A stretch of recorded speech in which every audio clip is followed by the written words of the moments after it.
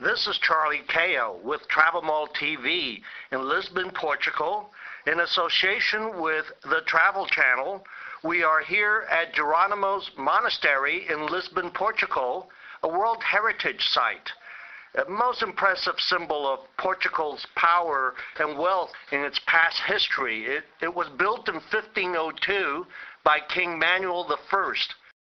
We are here with over 600 delegates to the Global Travel and Tourism Summit to find out who are the winners of the Tourism for Tomorrow Awards for this year.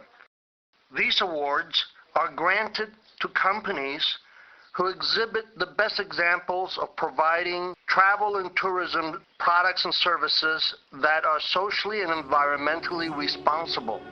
Today's sustainable travel operators include large-scale companies who are addressing poverty, protecting the environment, supporting cultural diversity, while being a viable economic enterprise. 130 applicants from 40 countries submitted applications for 4 award categories.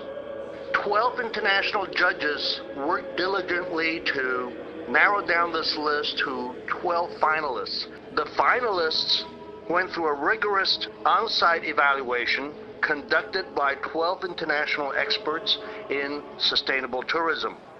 The summit delegates are filling the courtyard for the presentation of the awards. We are being entertained by some of the monks that live and work here at the monastery. While everybody's getting settled, let me go through the finalists. In the Destination Award category, we have Great Barrier Reef, Australia, the Green Box Project in Ireland, and the State of Vermont, USA. The Conservation Award finalists are Aquatrek in Fiji Islands. They are involved and committed in protecting sharks and have created a model of conservation that can be duplicated around the world. Aspen Skiing Company, USA. Cayman Ecological Refuge in Brazil. The Investor and Peoples Award finalists include 10 Knots Development Corporation for their El Nino Resorts in the Philippines, Nihiwatu Resorts in Indonesia, and Sundarban Jungle Camp in India. The last category is the Global Tourism Business Award. The finalists are Lindblad Expeditions USA, Six Senses Resorts and Spa based in Thailand, and Wilderness Safaris based in South Africa. I'm here with Arnie Weissman of Travel Weekly. Welcome to Travel Mall TV, Arnie. It's a pleasure to have you. My pleasure. And we're also very pleased tonight, in association with the Travel Channel, to have Arnie present the Tourism for Tomorrow award winners with their interview. I'm here with Andrew Skeet, the first recipient of the awards. And Andrew is with the Great Barrier Reef Marine Park Authority. Andrew, congratulations. Thank you very much. It's indeed a great honour for both us and our partners in the industry. Well, the Great Barrier Reef is one of Australia's prime tourism attractions and is over a massive area. What is it that you've been doing with your tourism partners that brought this award to being? Well, look, I think the key thing is that the Great Barrier Reef is now managed in partnership with the tourism industry. We believe that it's good for tourism and good for conservation of the reef to have us working together. I'm here with tonight's second winner, Jeff Hanley of Aspen Skiing Company. Jeff, congratulations. Thank you very much. It's a tremendous honor. Well, what have you been doing? I know that you've always been concerned. The whole company has been very green for some time. How are you bringing this to another level? Well, we've really gone from doing everything we can to make our company green and our operations green, which is a fantastic thing, but really can't carry that much influence. It's a drop in the bucket. So we are now using our name and our influence to try to drive the industry, the ski industry in the United States and in North America and in the world for that matter, and then taking that to the next level and going out to our public, those who have heard of the Aspen name, and government, whether it's a state agency, a local agency, or the federal government. I'm with Claude and Petra Graves of the Nihiwatu Resort in Indonesia, the third winner in tonight's award program. So now Nihiwatu is not exactly a household name like some of the other winners. Could you begin perhaps by telling me a little bit about the resort?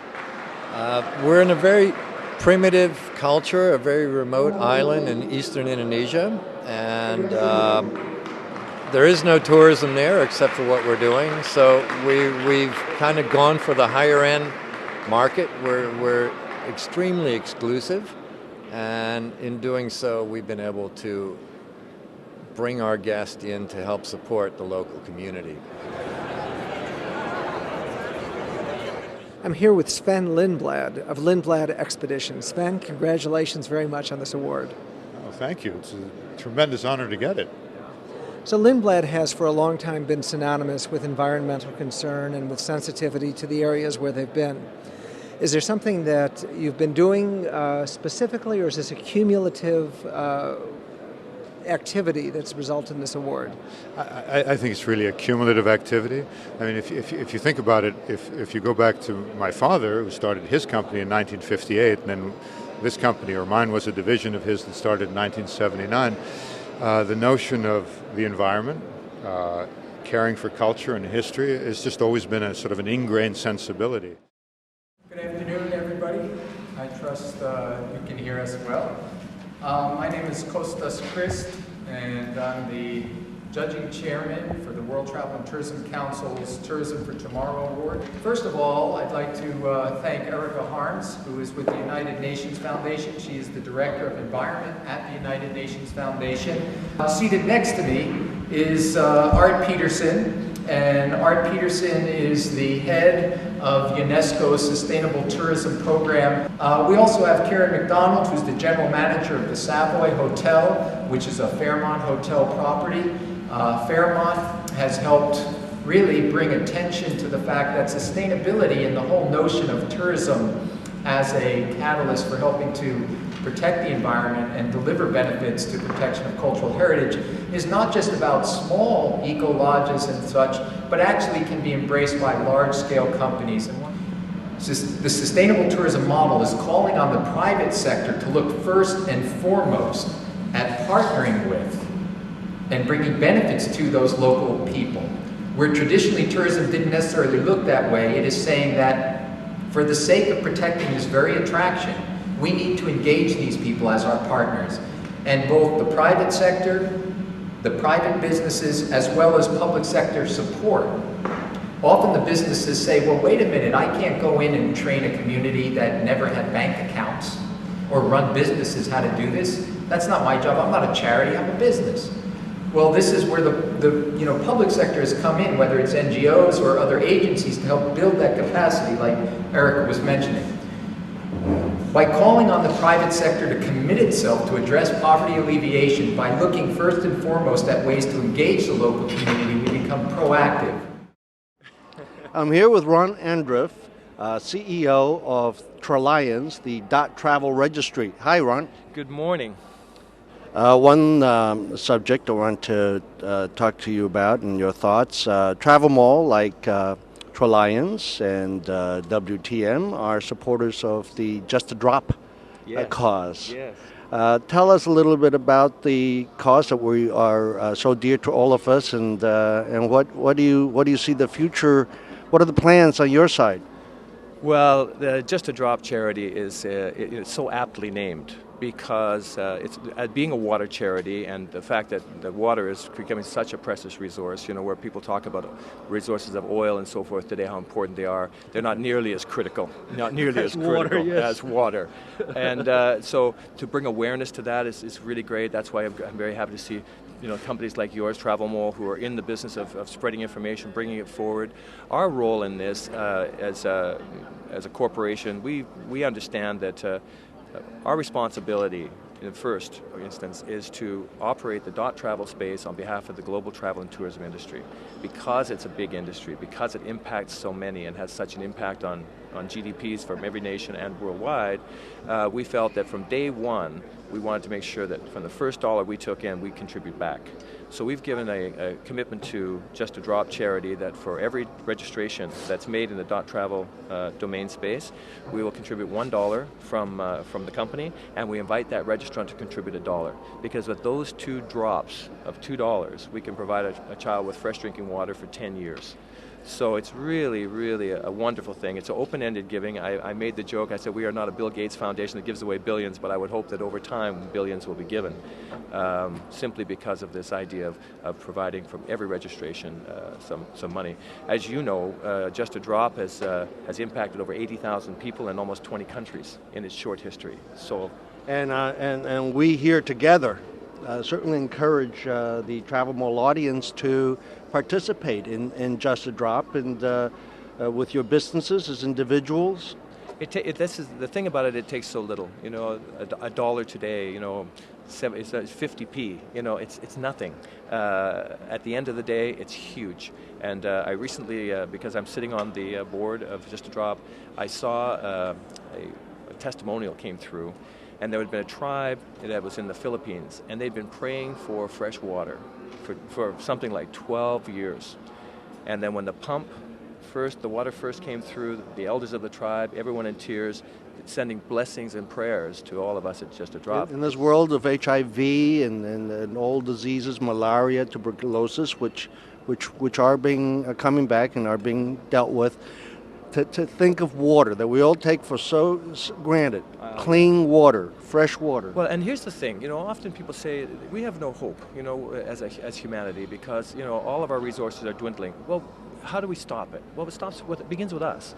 And, you know, how does that work? Well, it means that when I brush my teeth in the morning, I wet my brush and I turn the water off. So instead of letting the water run for those 2, 3, 4, 5 minutes that I'm brushing or flossing my teeth, the water's off. It's a simple thing, but if I do that and you do that and another does that, you know, go into the shower, rinse, turn it off, soap up, shampoo, and then rinse. Turn the water off while you're in between. It's the simplest thing, but those simple acts accumulated over time will be phenomenal. And that's what will help saves an ocean. It'll help us all do our part, indeed. Thank you so much, Ron. Great to see you Charles. again. Always. Thank you.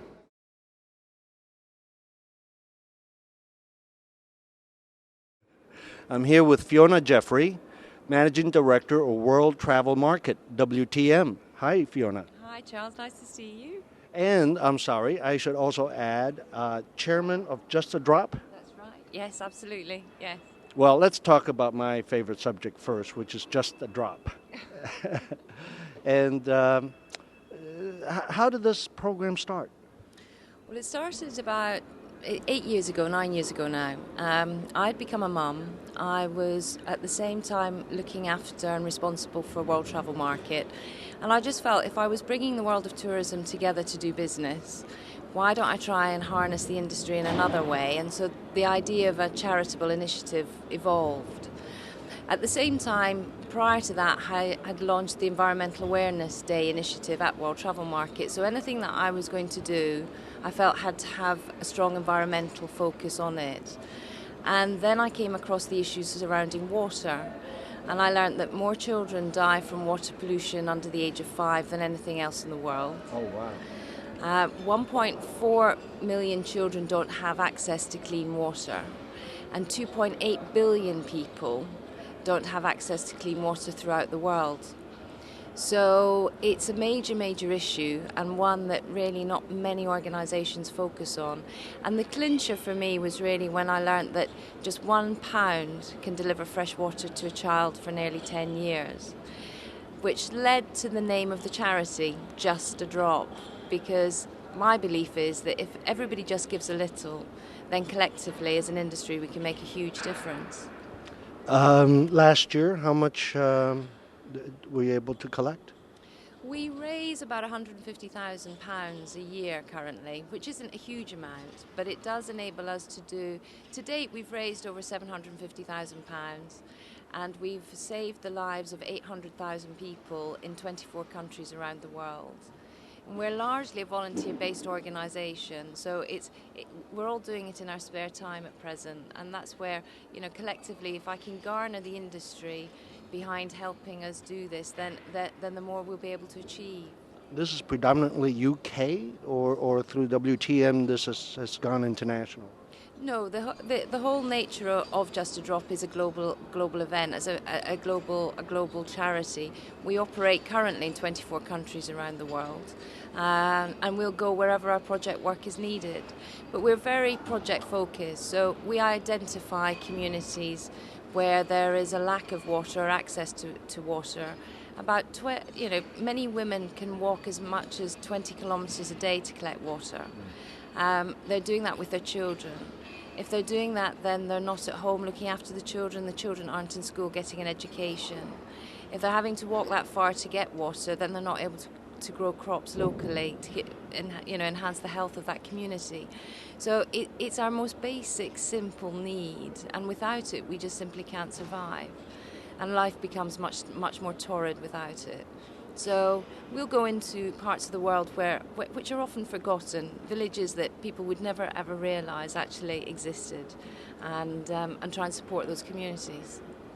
Yeah, when you said people actually walk 24 miles to get water, it's like, I went, wow, really? Still, you seem to think in the movies only. Well, exactly. 20 kilometres is an exception, but it happens. I'd say that the average that women and children have to walk is about 6 kilometres a day. And that's still. That's a lot that they even have to walk for water. Yeah, You're talking about average commute. Yeah. When you think, that a child dies from water pollution every 17 seconds in this world, the statistics are fairly stark, and it really pulls you up, because it's one of the things that we all take so much for granted. We turn on a tap and water comes out, and and we get upset if for some reason it looks a bit murky. Yeah. And the website is Just a Drop? Yeah, justadrop.org. Great, justadrop.org.